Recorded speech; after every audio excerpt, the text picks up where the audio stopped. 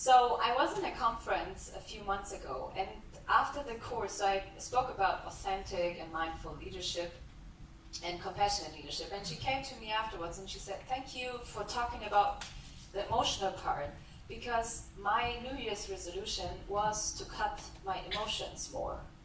And I said, what? Why on earth would you ever do something like that? And she said, yeah, because my bosses constantly kept on telling me, you're too emotional.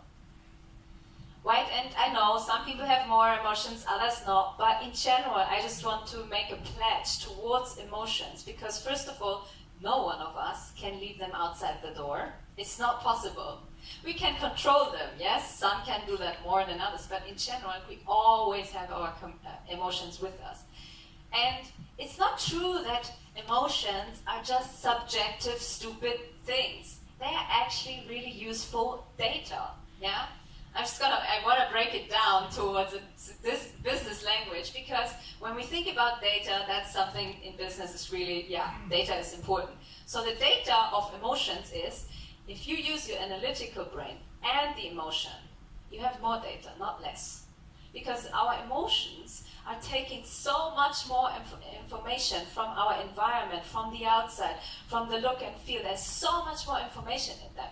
And so the response to someone who is super emotional is not you're being too emotional, you need to work on that. It's more, do you know how to understand what your emotion wants to tell you?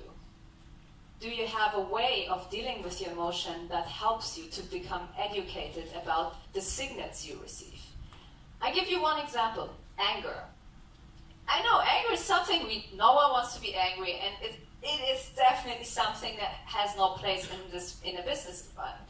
But anger, just as an emotion, is actually a boundary keeper.